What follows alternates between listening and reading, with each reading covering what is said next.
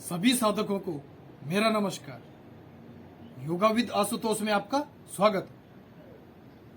Diabetes की समस्या आजकल काफी बढ़ गई है। तो हमारा देश कैपिटल है, डायबिटीज की राजधानी है।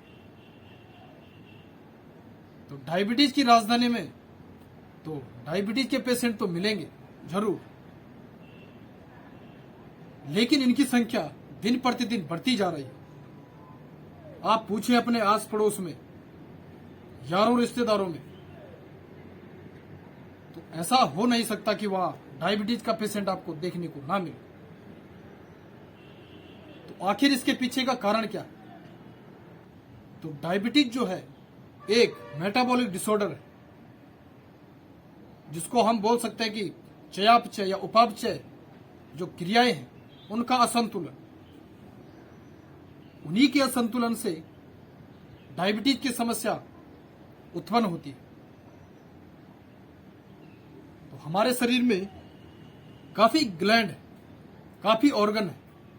उन्हीं में एक है पैंक्रियाज, जिसको हिंदी में कहते हैं अग्न्याशय। तो पैंक्रियाज जब निष्क्रिय या उसमें कोई असंतुलन आता है किसी प्रकार का, तो डायबिटीज की समस्या शुरू हो जाती है। अब इसको आप थोड़ा सा और समझें।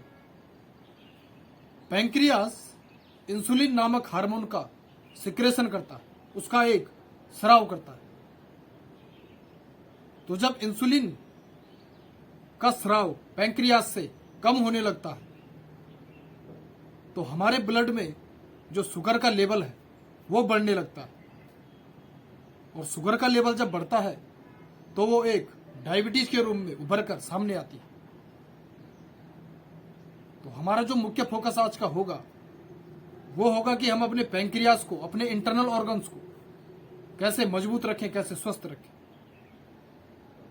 तो ऐसे ही आज हम कुछ आसन देखेंगे और उन्हीं आसनों का एक क्रम जो आपके डायबिटीज के लिए, मैनेज के लिए जरूरी है। तो जो आसन क्रम हम देखेंगे उनका जो मुख्य कार्य है वो आपके इंटरनल ऑर्गन्स को सही करना है और डायबिटीज ना हो इसकी तैयारी। तो पैंक्रियाज जैसे ही आपका मजबूत होगा तो वहां इंसुलिन का स्राव भी अच्छे से होगा और आप शुगर जैसी, डायबिटीज जैसी समस्या से हमेशा बच सकते हैं। तो वीडियो को आप पूरा देखें, शॉर्टकट में आपको कुछ नहीं मिलेगा। वीडियो पूरा देखें और चैनल पर नए हैं तो चैनल को सब्सक्राइब जरूर करें। ये आपसे मेरा निवेदन रहेगा। तो आइए शुरू करते हैं, देखते हैं कैसे कैसे आसन आप करें। तो जो पहला आसन है हम यहीं से शुरुआत करते हैं, पहले आसन की। तो पहला जो आसन होगा हमारा होगा मंडूकासन। तो मंडूकासन के लिए आप वज्रासन की स्थिति में बैठे इस तरीके से। अभी मैं दिखाऊंगा आपको कि अगर आप वज्रासन में नहीं बैठ पाए तो आप किस तरीके से कर सकते हैं। अगर आप मोटे हैं, अभ्यास नहीं है तो कैसे करें। तो पहले वज्रासन। अब वज्रासन में बैठने के बाद आपका इस तरीके से अंगूठे को अंदर की तरफ इस तरीके से फोल्ड करें और अंगूठे का ये वाला जो पॉइंट है ऊपर का, इसको आप नाभि के ऊपर लगाएं इस तरीके से। नाभि के ऊपर लगाएं इस तरीके से और लेफ्ट वाले हैंड से सपोर्ट दें और सांस लें और सांस छोड़ते हुए धीरे धीरे आगे बढ़ें। धीरे धीरे, ध्यान रहे सांस छोड़ते हुए आगे बढ़ना है।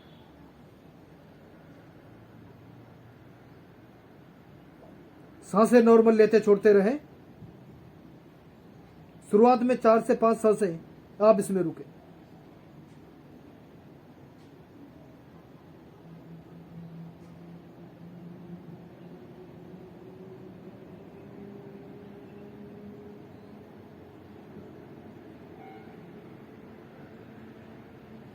उसके बाद धीरे धीरे वापस।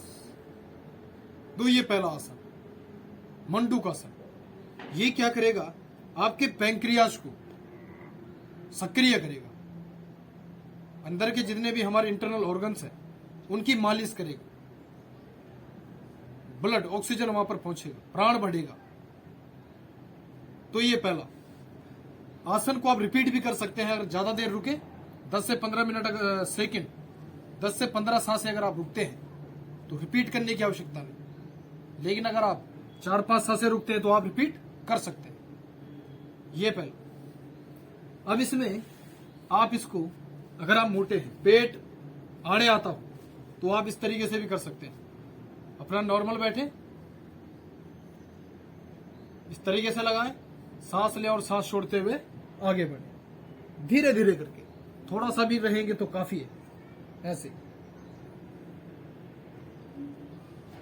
ये पहली चीज। दूसरा, यहीं से बालक आसन। तो बालक आसन के लिए आप इस तरीके से वज्रासन वाली स्थिति में ही बैठे, सांस लें और सांस छोड़ते हुए धीरे धीरे आगे।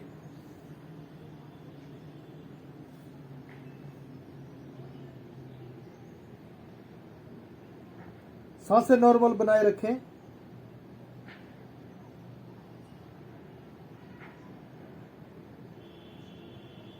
धीरे धीरे वापस।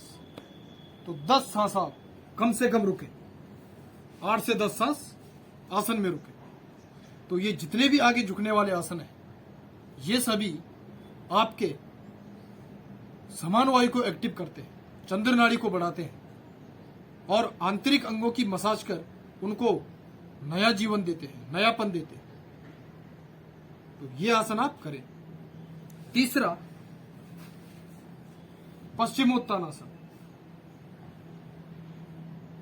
कमर सीधी करें, दंडासन वाली स्थिति में बैठें, दोनों हाथ उठाएं, सांस लेते हुए और सांस छोड़ते हुए धीरे धीरे आगे बढ़े। इस तरीके से दोनों गुठों को इस तरीके से पकड़ेंगे,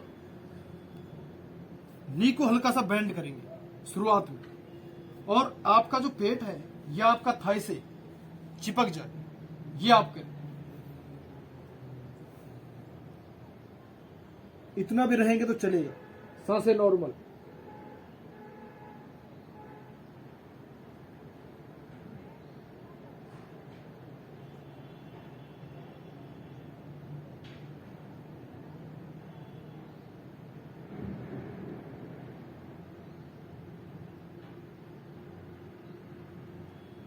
तो आसनों में रुकना ज्यादा जरूरी है। देर तक रुके तो आपको ज्यादा लाभ मिलेगा। यह पश्चिमोत्तानासन। अब यहां से थोड़ा हम बैक बेंड का सीरीज भी देख लेते हैं। 2 से 3 आसन बैक बेंड के भी आप कर सकते हैं। तो मकरासन में लेटें। अब यहां से भुजंगासन। भुजंगासन के लिए देखें, दोनों हाथों को आप अपने छाती के बगल पे रखें और सांस लेते हुए नाभि से ऊपर वाला एरिया उठाएं, हल्का सा उठाएं। देखें, सांस लें, भुजंगासन। आप दोनों एल्बो को बेंड रखें, सांसें नॉर्मल लेते छोड़ते रहें।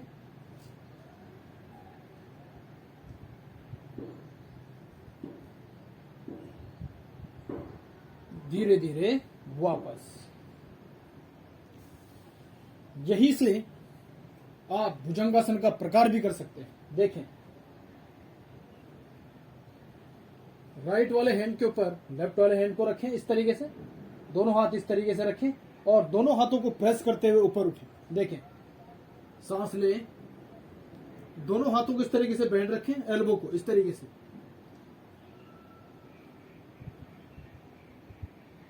सांसें नॉर्मल बनाए रखें।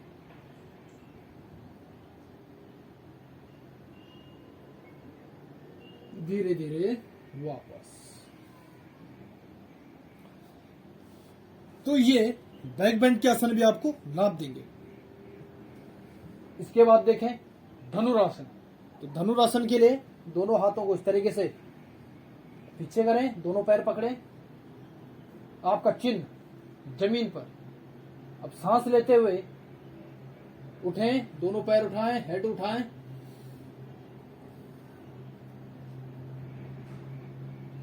सांसें नॉर्मल बनाए रखें।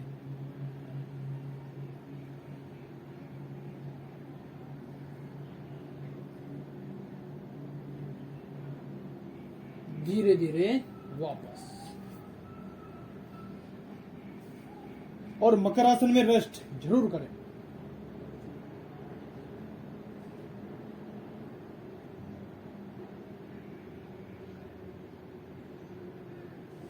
तो धीरे धीरे आसनों का आप अभ्यास करें, ये ज्यादा महत्वपूर्ण है। जोर जबरदस्ती आसनों में नहीं करना है, तो आप आसानी से अपने पाचन को सही रख सकते हैं, अपने इंटरनल ऑर्गन्स को बेहतर कर सकते हैं।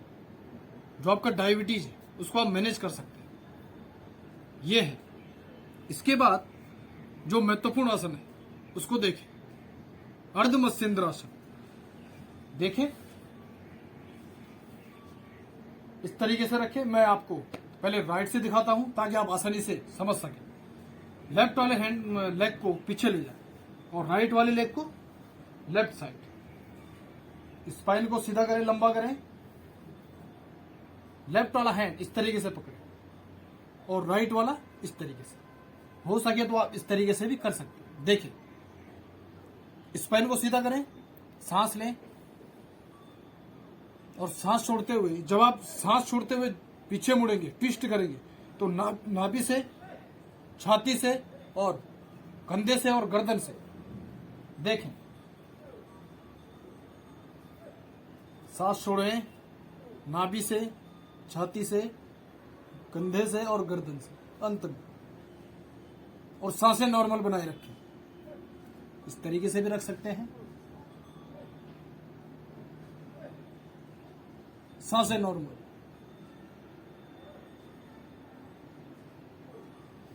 धीरे धीरे वापस। दूसरी साइड भी आप रिपीट कर सकते हैं। दोनों साइड से देखें। मैं दूसरी साइड हो गया, आप उसी साइड में बैठ के भी कर सकते हैं। मैं आपको दिखाने के लिए फ्रंट इसलिए कर रहा हूं ताकि आप समझ चुके हैं, समझ जाए। फ्रंट में दिखाने का मतलब यही है, दोनों साइड से दिखाने का मतलब, ताकि आप आसानी से आसन को समझें। सांस लें, सांस छोड़ते हुए ट्विस्ट करें, नाभि से, छाती से, गर्दन से और कंधे से।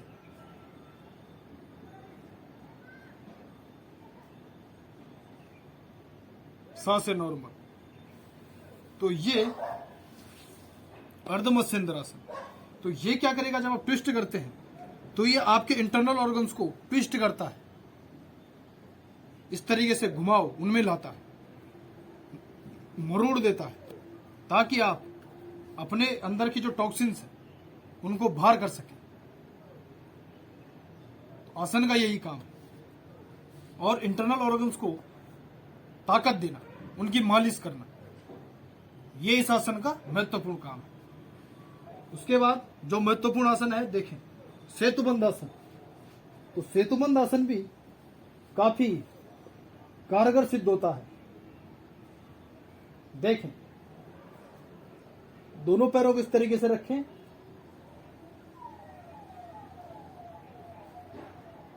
हिप डिस्टेंस अपार्ट, और दोनों हाथों को इस तरीके से रखें। अब हाथों को प्रेस करते हुए हिप को ऊपर उठाएं। देखें, हाथों को प्रेस करें, पैरों को प्रेस करें और ऊपर की तरफ उठें। जोर जबरदस्ती करके नहीं। दोनों हाथों को इंटरलॉक करें, थोड़ा सा शोल्डर को ओपन करें इस तरीके से, और दोनों हाथों को इस तरीके से सपोर्ट दें। यह सेतुबंध आसन। सांस लेते हुए पेट फुलाएंगे,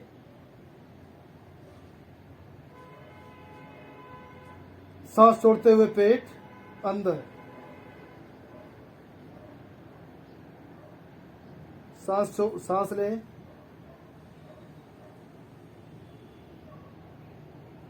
सांस छोड़ते हुए पेट अंदर की तरफ। बस नॉर्मल शांति से रहे। 15 से 20 सांसें आप आसानी से रुकें। हाथ का सपोर्ट दें, या कोई आपके पास कोई ब्लॉक या कोई ऐसा हो जिससे आप सपोर्ट दे सकते हैं तो उसको यहाँ पर लगा दें और आसानी से रहे, शांति से रहे।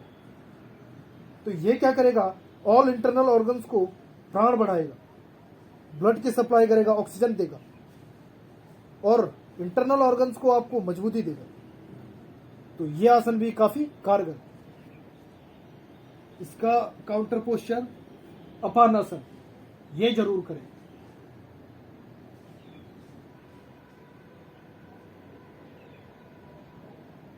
इसमें भी रुके 5 से 10 सांसें। आसन में जितना रुकेंगे उतना लाभ है। धीरे धीरे वापस। तो ये डायबिटीज पर हमारा एक कंप्लीट सीक्वेंस था आसनों का और काफी इफेक्टिव आसन है। आप जब करके देखेंगे तो आपको लाभ होगा। फिर आप कमेंट करके बताएं कि आपको कैसा महसूस हुआ और आपके स्वास्थ्य में क्या बदलाव। आज मेरा मुख्य उद्देश्य यही था कि मैं आपको डायबिटीज के बारे में आसन बताऊं और कैसे आपके स्वास्थ्य को बेहतर करूं। तो आप हमेशा स्वस्थ रहें, मस्त रहें और निरोग रहें और आसनों का नियमित अभ्यास करें और खुश रहें। धन्यवाद, नमस्कार।